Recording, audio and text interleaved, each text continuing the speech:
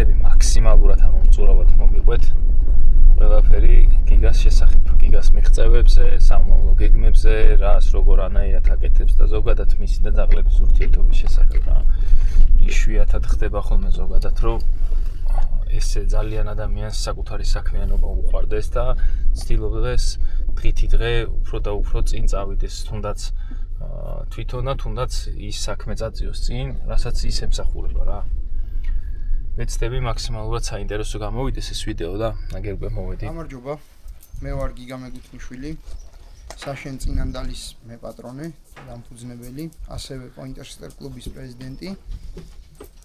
მონადირე მეძებარი ძაღლების მგეშავი და შევეცდებით გაგაცნოთ ჩვენი ძაღლები მოკლედ. დავიწყოთ.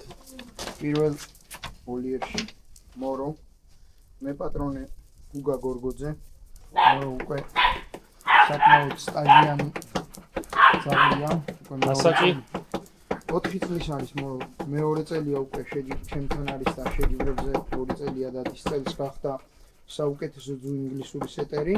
აქ არის დაბადებული ჩამოყვანილი. არა, დაბადებულია საქართველოში. მოშენება ვისი? მოშენება გუგა გორგოძე, გურამ გორგოძე. მეორე ძაღლი. მეორე ძაღლი წინანდალი შუგარ. შუგა მოდი. წინანდალი შუგარ.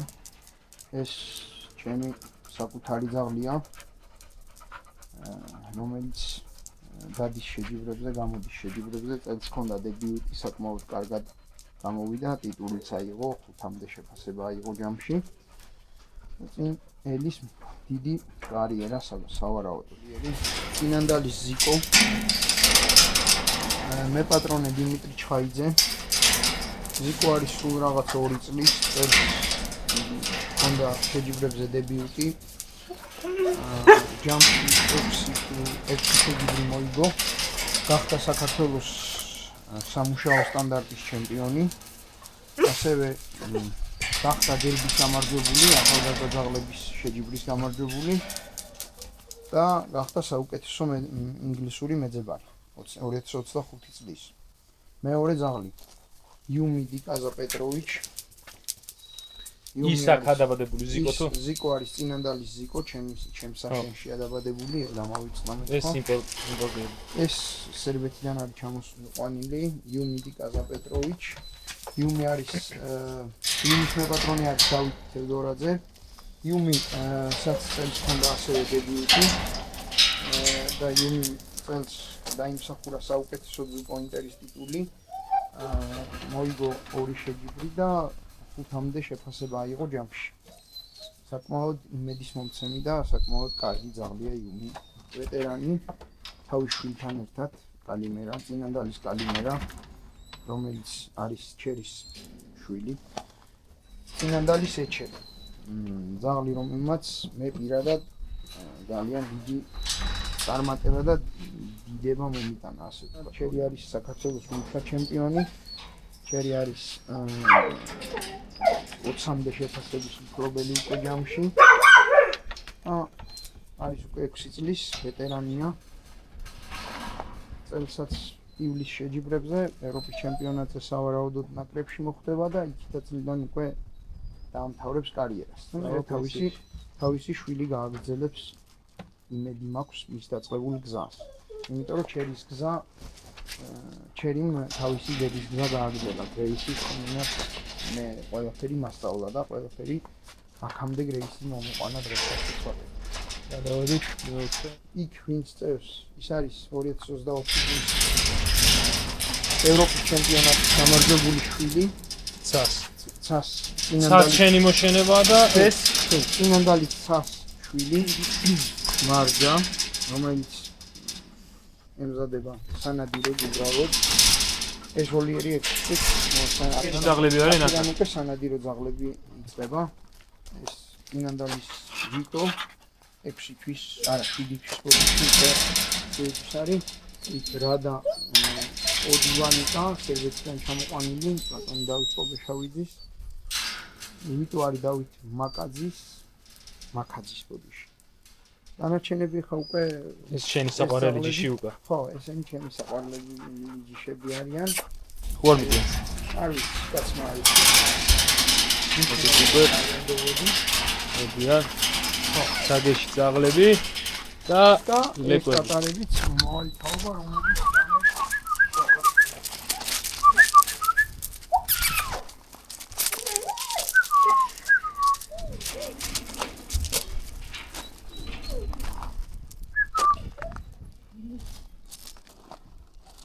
სათავსებელი სივრცისთვის აი ხა მოკლედ რო უთხრა რჩევები მიცეს თვალზე რა როგორანაირად რეები გაითვალისწინონ. კი ბატონო, პირველ რიგში ძალიან მნიშვნელოვანია ეზო, გასასეირნებელი ეზო, რომელიც აუცილებლად უნდა ეყაროს ეს ფრაქცია დამტრეული სხვა, იმიტომ რომ ეს ლეკვების თათების განვითარებაში უწყობს ხელს. რეალურ ზედაპირზე არ არის რეკომენდირებული ლეკვების გაზრდა და აქედან გამომდინარე მე ყოველთვის ლეკვებს ზრდი ამ ზედაპირზე. თვითონ ოლიერებს რაც შეეხება, აუცილებელია რომ იყოს გადახურული ერთი მხარე. ღია უნდა იყოს ვენტილაციისთვის აუცილებლად. სასურველია რომ 6 კვადრატში 2 ძაღლი იჯდეს. მე მაქვს ეგრეთ წოდებული ცემენტი დასხმული და მოპრიალებული ვერტალიოტით. რომელიც ხელს უწყობს ჰიგიენას. ერთადერთი ჩევა რაც მოსავლელად ადვილია, გადასარეცხად და არიწებებს და ერთადერთი რაც ვერ გავითვალისწინე პირიქით უნდა ქონოდა დაქანება და იქით უნდა ქონოდა ეს კანალიზაციის სისტემა, იმიტომ რომ პრაქტიკაში ეგრჯობია. კი, რო შედიხარ, პირდაპირ გადარეცხავ და აუცილებელია გქონდეს ოთახი, მე ხაი ორი ოთახი მეორე გეტარი არ უკვე. ოკეი. ერთი საჭმლის შესანახი ოთახია, მეორე აქ ლეკვების ოთახი, დედამ რო ლეკვები გააჩინოს სტაციონარით რა ერთ სიტყვით და კიდე ზამთარშიც მიიღებ უპრობლემოდ ზამთარში აქ ნაყარს არა, მარტო ნაყარს არა, ზამთარში ეს ოთახი იმისთვის არის, რომ აქ ახლა გაკეთდება გათბობა და ძაღლები, რომლებიც ზამთარში ჩემთან ცხოვრობენ, ღამე დაიძინება ხოლმე იმ გათბობასთან. თბილ ოთახში. კი, თბილ ოთახში. ლეკვების დაბადებიდან 21-დან 30 დღემდე მაქსიმალურად ვცდილობ რომ იყვნენ ლეკვები სისუფთავეში, დედამ კარგად მოუაროს. 21 დღიდან უკვე ვაძლევ დამატებით კორმს, ლიუს ამას ვაძლევ ჭიის წამალს. 40 დღიდან ვიწყებ უკვე კომპლექსურ აცრებს. აუცილებელია ამ პერიოდში გეშვის ასაკამდე 7-8 თვემდე მივიყვანოთ ძაღლი, ჩამოყალიბების ასაკამდე მივიყვანოთ. აუცილებელია სწორი კვება. მე ვიყენებ რამოდენიმე ბრენდულ კვებას და პლუს ამას აუცილებლად ხორცს. ძალიან მნიშვნელოვანია რომ ძაღლი კარგად იკვებოს, იყოს სისუფთავეში. ელემენტარულ ბრძანებების ცოდნას, სოციალიზაციას ვიწყებ 3-4 თვიდან. მოკლედ გეშოს იწყებს 7-8 თვის ასაკიდან დაახლოებით და აი მოკლედ ხან თლად ხა ყველაფერს ვერ მოყვები როგორ გეშო ძაღლს, მაგრამ აი მოკლედ რჩევების სიტყვაზე რაც არასწორი და მცდარი არის ხოლმე ხშირად გესმის ეს. ყველაზე შეცდომა, რასაც ქართული მონადირეების 80% უშვებს, არის ლეკვისთვის თოფის ხმის შეჩვევა. თოფის ხმას აჩვევენ ძალიან არასწორი მეთოდით, რაღაც შორიდან გასროლა, ეგრეთ წოდებული ასაფეთქებლების გასროლა და ასე შემდეგ, რაც ხშირ შემთხვევაში ძაღლს თუ პატარა მიდრეკილება აქვს შიშისკენ, ხშირ შემთხვევაში უფრო უმძაფრებს ამ შიშს, უფრო სტრესავს ძაღლს და მერე ძალიან ძნელია ესეთი ძაღლების გამოსწორება. თუმცა თოფის ხმასთან დაკავშირებით ერთ სიტყვი რო არ დამავიწყდეს, ყველაზე ცუდი და ძნელი გამოსასწორებელი არის ძაღლს, რომელსაც გენეტიკურად აქვს ეს პრობლემა რა. მე შემხედრია ძაღლები, რომლებსაც დედას, მამას, მერე რა თქმა უნდა შვილებსაც ეს საგეში ძაღლები, რომლებიც მოუყვანიათ ჩემთან, ქონიათ ეგ პრობლემები და ძალიან ძნელია ესეთ ძაღლებთან მუშაობა.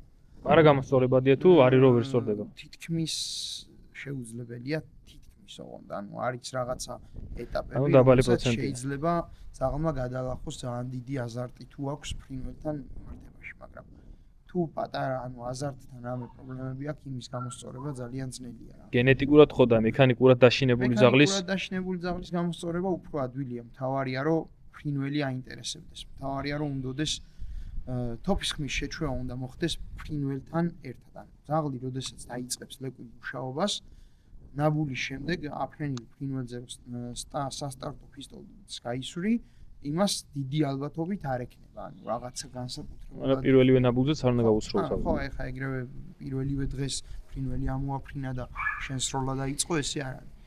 აქედან გამომდინარე, ყველაზე დიდი შეცდომა, რასაც უშვებენ, ეს არის ყველაზე დიდი შეცდომა ასევე არის, რომ ძაღლებს აბავენ რაღაცა 20 მეტრიან და 15 მეტრიან კორდას და გონიათ, რომ ამ კორდით მიეჩვევა ძაღლია ეს სიარულს. ძალიან დიდი შეცდომაა და არც არაფერს არც აკეთებს, არც აფუჭებს პრინციპში, იმიტომ რომ ძაღლს რომ მოხსნი, უბრალოდ დროს კარგავ. ძაღლს რომ მოხსნი, ისე წავა როგორც უნდა რა. ავით ჩემი მეთოდი ესეა და ჩემი პრაქტიკიდან ესეა და შეიძლება ვიღაცა სხვანაირად ფიქრობდეს. ახალგაზრდა ძაღლებისთვის მე პირადად ეხლა, როდესაც ჩემთან ლეკვები იბადებიან, რაღაც ასაკამდე ყოველთვის მთლიან ბუდობას ვიტოვებ. თითქმის ყოველთვის. როცა გადავარჩევ და ჩემთვის ლეკვს ვიტოვებ, ანუ ძაღლს რომელსაც შემდგომში ან პატრონს უპოვი და საშეჯიბრო დივლის ან საკუთარი ჩემი ძაღლი იქნება, ესეთ ლეკვებს მე არასდროს არ ვზღუდავ, თითქმის არაფერში. მინდორში ყოველთვის აქ თავისუფლება დაახლოებით 1 წლამდე. ვანახებ რაც შეიძლება ბევრ ფრინველს, რომ ლეკვებმა გაიგონ რისთვის ცხოვრობენ და რისთვის არსებობენ და უკვე ამის შემდეგ, აი 1 წლისები რო გახდებიან, უკვე ვიწყებ მე ამ ლეკვების ხელებში აყვანას, ასე ვთქვათ. ეს პროცესი გრძელდება დაახლოებით 1 წელი, შეიძლება მეტიც გაგრძელდეს ეს ხელებში აყვანა, რომ ძაღლზე უკვე გქონდეს იმის კონტროლი. ხო, კონტროლი, ასე ვთქვათ, გქონდეს იმის საშუალება, რომ გამოიყვანო შეჯიბრზე, არ ინერვიულო შენ იმაზე, რომ ძაღლი 10-დან 8-ჯერ სადღაც წავა და აღარ მოვა და ასე შემდეგ რა. თუმცა ესეთ ფილტრაილის ძაღლებში და ესეთ დიდი ენერგიის და დიდი მოზღვავების, ანუ ენერგიის მოზღვავების ხარჯზე ხდება ესეთი რაღაცეები, შეიძლება გავიდეს ძაღლი კონტროლიდან, მაგრამ ეგ ბუნებრივია შეჯიბრებზე, ეგ ყველა ვიცით კარგად. შეცდომა არავინ არ არის. რაც შეეხება სხვა ეტაპებს გეშვისას. ყველაზე დიდი შეცდომა, რასაც კიდე ჩემ გარშემო ხალხი უშვებს, ეს არის ელექტროსაყელოთი ძაღლის გაჩერება გაკიდებაზე გადაჭრა. ეს არის ძაღლისთვის დამღუპველი. იმიტომ რომ თითქმის მასე გაჩერებული ძაღლების 80%-ს და შეიძლება მეცაც აღარ აქვს მიტანება. მეძებარ ძაღლს კიდე მიტანება თუ არ აქვს, ის ძაღლი, რა ვიცი, ჩემთვის პირადად სანადიროდ მე პირველ რიგში მონადირე ვარ. პირველ რიგში ჩემი ყველა ძაღლი წეღან ვინც დაგათვალიერებინეთ, ყველა ძაღლი ნადირობს, ყველა ძაღლი პრაქტიკულ ნადირობაში არის გამოცდილი.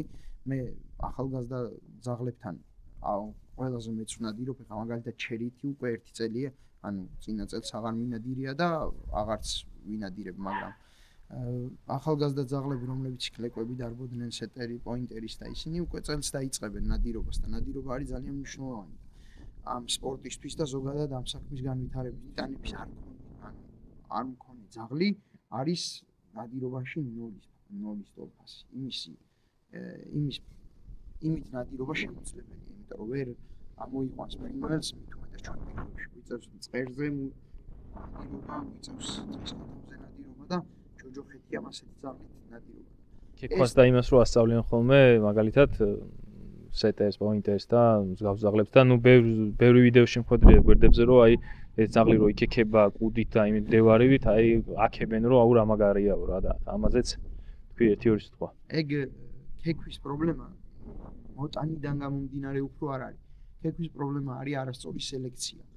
ძაღლს თუ მიდრეკილება აქვს ქექვისკენ, ის ყოველთვის გაქეკავს. ხო, მაგრამ აი მე ვამბობ, მოტანას რო ასწავლენ, მაგ დროსაც ხო სწავლობს ქექვასაც რა, რომ მიდი და აწალებენ და აქექინებენ რა. არა, რო აქექინებ ეგ სხვა თემაა, მაგრამ მე ვიძახე ძაღლების შერას მეუბნებიან კუდით და თავჩარგულები რო რაღაცას ჩიჩქნიან, ეს არის ძირითადად არასწორი სელექციის და არასწორი მოშენების ბრალი, მაგრამ რა თქმა უნდა შეგიძლია პატრონს შეუძლია რომ ხელი შეუწყოს ამ თემას, რომ პირიქით ძაღლს არ მისცეს მაგის საშუალება, რომ ცხვირი ჩაყოფილმა ინადიროს და თავი. ამისთვის არის მნიშვნელოვანი ნიავი. ყოველთვის უნდა დადგე ნიავის საპირისპიროდ და ძაღლი უნდა ატარო ყოველთვის ნიავის საპირისპიროდ. მესმის რომ ნადირობაში ეს ძნელია, მაგრამ თუ კარგი ძაღლი გინდა, ცოტა მეტი უნდა იარო და ცოტა მეტი უნდა იშრომო. ხა არ გაინტერესებს ძაღლი, მაშინ არც ქექვა არ გაინტერესებს ამ შემთხვევაში. მოტანას რაც შეეხება, ინგლისურ მეძებრებს ჩემი აზრით, ყოველ შემთხვევაში მე არასდროს არ მისწავლებია ჩემი საკუთარი ძაღლისთვის მოტანა.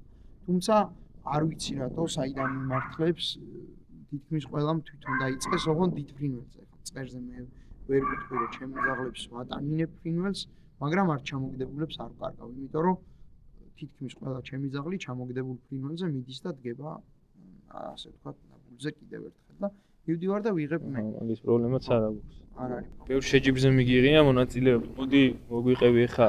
პირველი შეჯიბრი რა იყო შენთვის და მე უკვე ყველაზე მნიშვნელოვანი შეჯიბრები რომლები იყო შენთვის რა. სიმართლე გითხრათ, ჩემი პირველი შეჯიბრი და ზოგადად ჩემი ამ საქმეში მოღვაწეობა, თუ ამას მოღვაწეობა სპორტულად დავარქვათ. დაიწყო ჩემი პირველი ძაღლი გრეისიდან. გრეისი ჩამოვიყვანე 2011 წელს, ურიენტი ვიყავი, ძალიან მინდოდა პოინტერი და შევძელი და ჩამოვიყვანე გრეისი ჩვენი მეგობრების საშაკინოვის და გიორგი ხოხალეშვილის დახმარებით. ჩემი პირველი შეჯიბრი მოვიგე 2014-ში უკრაინის ნაკრები, რუსეთის ნაკრები იყო მაშინ ჩამოსული, საკმაოდ დიდი კონკურენცია იყო და ერთ შეჯიბრზე გამიმართლა და მოვიგე, მაგრამ შეჯიბრების მოგება იმდენად მნიშვნელოვანი არ იყო ჩემთვის, როგორც გამიმართლა გრეისიში. გრეისი იყო ძაღლი, რომელმაც მასწავლა ყველაფერი, რაც დღეს ვიცი. გრეისი იყო ძაღლი, რომელმაც მომცა პროფესია, რითიც დღეს ვმუშაობ და რითიც ამ ყველაფერს ვაკეთებ, რაც შემიძლია. ბიძგი. შემდეგ უკვე, ხო, ბიძგი და შემდეგ უკვე ცხოვრებაში ძალიან დიდი გამართლება მქონდა, რომ მეორე ძაღლი მომივიდა ექტროკანიელების ლოკ, რომელმაც, რა ვიცი, ყველაფერი ლოკმა მანახა, როგორი უნდა ყოფილიყო დიდი პოინტერი. იმ ხელაზე ამიწია ჩემი გემოვნების პოინტერებში, ჩემი გემოვნების რაღაც თამასა, რომ ალბათ ვერასდროს ლოკზე ცუდი ძაღლი, კი არა და დაბალი ხარისხის ძაღლი ვეღარ მეყოლებ რა, ფიზიკურად არ შემიძლია. ყველაზე დიდი შეჯიბრი რაზეც გამოვსულა, ეს არის ევროპის ჩემპიონატი და ევროპის თასი, რა გით ყველაზე დიდია კოპა ევროპა. 2023 წელს მესამე ადგილზე გავედით და მესამე ფრიადია იყო წინანდალი სეჩერმა. ნაშაბი ქაურის წინანდალი სეჩერმა, რამაც ჩვენ ქვეყანას პირველად მოუტანა, ასე ვთქვათ, საერთაშორისო ასპარეზზე აღიარება. კვარცხლბეკზე დადექით პირველად. კი ბატონო, პირველად დავდექით და შემდეგ უკვე 2000 სულ გამოვედით ევროპაზე, სულ გამოვედით ორჯერ. ერთხელ ევროპის თასზე მესამე ადგილი ავიღეთ და შემდეგ წელს უკვე ევროპა მოვიდეთ. და თითქმის ერთი ნაბიჯი დაგაყდა შენც, შენც კვარცხლბეკზე სადგომად. ხო, ეგ ხა ისეთი რამე იყო. 5 ძაღლი გადავიდა ფინალში, ბარაჟზე, ასე ვთქვათ, ბარაჟი არის უკვე ჩემპიონობისთვის შეჯიბრება და ამ 5 ძაღლში 2 იყო ჩემს საშენში დაბადებული, ჩემი გაზრდილი, ასე ვთქვათ, თითქმის და ერთი მე გამომყავდა, მეორე გიორგის გამომყავდა არაბულს ჩემს ძმას და რა ვიცი, ჩემი ძმაკაცს, ასე ვთქვათ. და გიორგიმ ცამ დაიმსახურა ევროპის ჩემპიონის ევროპის ჩემპიონი პოინტერის ტიტული. აღსანიშნავია ის ფაქტი, რომ ძალიან ცუდად დაიწყო ჩვენთვის ეს წელი ასპარეზობა. პირველად, როდესაც ბულგარეთში ჩავედით, მეორე ვარჯიშზე ჩერიმ მოიტეხა მარცხენა ფეხის თითი და ძალიან გაგვიძნელდა ვარჯიშების წარმართვა. თითქმის გავაჩერეთ ძაღლი ევროპის ჩემპიონატამდე, არ უვარჯიშია და შემდეგ ევროპის ჩემპიონატის წინადღეშით, რა ვიცი, კიდე არ გაგვიმართლა ერთხელ და ახლაც ამ მოიტეხა. ახლა უკვე მარჯვენა ფეხის შუა თითი და შეხვეული ფეხებით, ესე გადახვეული ფეხებით გამოყვავდა ძაღლები შეჯიბრებზე და გადმოვიყვანეთ ეს ძაღლები. ბერძნები გვეხუმრებოდნენ, რომ თქვენი საფირმო ნიშანიაო შეხვეული ფეხიო, იმიტომ რომ სამი ფეხი დადიოდა ერთიც და მეორეც, მაგრამ გაშვებიდან ნამდვილ პოინტერებს ტკივილი აღარ აწუხებთ და პოინტერებში თავარია გლადიატორები არიან, თავარია მათთვის მოიგო. აქედან გამომდინარე, მაგიტომ დავჭით გამარჯვება. უახლოესი შეჯიბრი რითვისაც ემზადები. ხო, შეჯიბრები სეზონი ფაქტობრივად დავხურეთ 2025 წლის მაგრამ შემოდგომაზე რამოდენიმე ისეთ შეჯიბრი იქნება თაში და ასევე წვერზე, მაგრამ ყველაზე მნიშვნელოვანი რისთვისაც ვემზადებით და მე უკვე ამისთვის მზადება დაწყებული მაქვს კარგა ხანია. ეს არის ევროპის ჩემპიონატი 2026 წლის სავარაუდოდ ტარდება იტალიაში.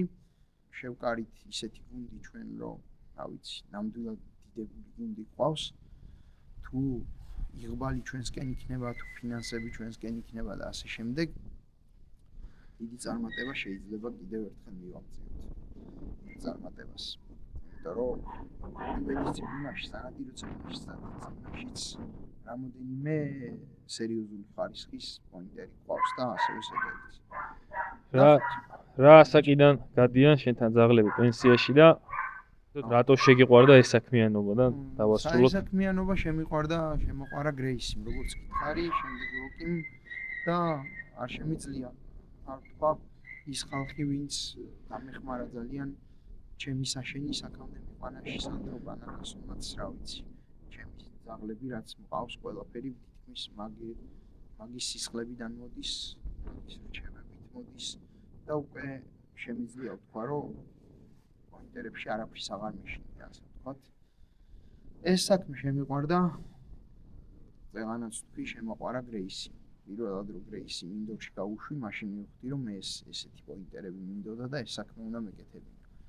აქედან გამომდინარე, ყველაფერი ამ სფეროში რასაც მივაღწიე, არის იმ ძაღლის დამსახურება, რომელიც შარშან დამეუყვა და აღარ მყავს უკვე 13 წლის თუ მე 14 წელში იყო და სამწუხაროდ მეტი ვეღარ იცოცხლა, მაგრამ მყავს იმისი შვილი ეჩერი, ასევე შვილი კალიმერა და გრძელდება ნელ-ნელა მისი დინასტია. ასევე ლოკის დინასტია გრძელდება, შუგარ მისი შვილია, ზიკო შვილია და ეს ძაღლები არასდროს არ გაქრებიან ჩემს სისხლებში და ჩემს საშინში. პენსიაში რა ასაკიდან უშვებ ძაღლებს? მაგალითად გრეისი ძალიან მალე გავუშვი, იმიტომ რომ 6 წლისამ უკვე დაასრულა კარიერა და ლოკი და სხვა ძაღლები 8 წლისები კიდე გამოდიან. აგრძელებენ ისევ შენთან ცხოვრებას, რა თქმა უნდა. სიცოცხლის ბოლომდე იქნებიან. ეხლა ჩერი არის 6 წლის, 7-8 წლის უკვე გავა პენსიაზე ფორმიდან გამომდინარე. ინდივიდუალურია, როგორც შეძლებს, ისე იulis რამდენი ხანი საჭირო იქნება იმ ხანსიოს. მე უკვე სიცოცხლის ბოლომდე იქნება ჩემთან ბედნიერი. ეხლა ვნახოთ მანქანა, რითაც ხდება ამ ძაღლების ტრანსპორტირება მინდვრამდეც და ზოგადად სადაც მიდის შეჯიბრებზე.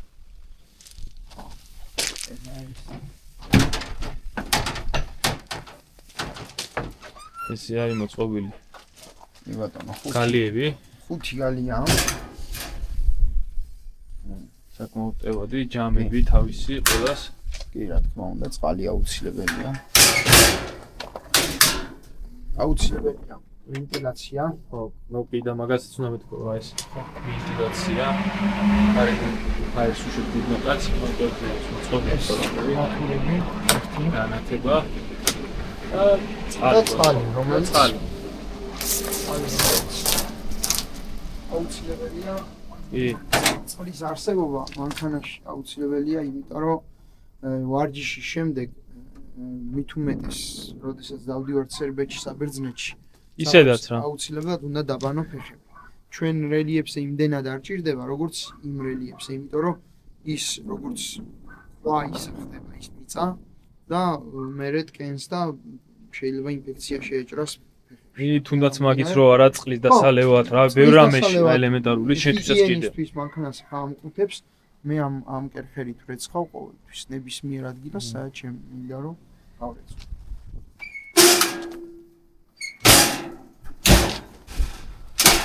თითო გალია შედება 3 ძაღლი. კომფორტულად რო ზომა რა აქვს დაახლოებით? აი მაგალითად პროცედები მგონი ერთეგივია. სიგანი არის 60, სიღრმე არის 90-იან მეტრი აღარ მახსოვს და სიმაღლე არის 60. მასალა ფაიბერგლასი ქვია ესეთი მასალა. ნავებს რო აწყობენ რა დაახლოებით. ხევადი შუშა რა. კი. და ხე და გადასმული მაგი. მაგაზე გადასმულია ებოქსიტით და იმით იმ შუშა დაფენილი. ეს ალუმინი ხო? ნერჟავეიკა აი. მაგარმა ბიჭმა გამიკეთა ეს. რატო ფუხაშვიდმა?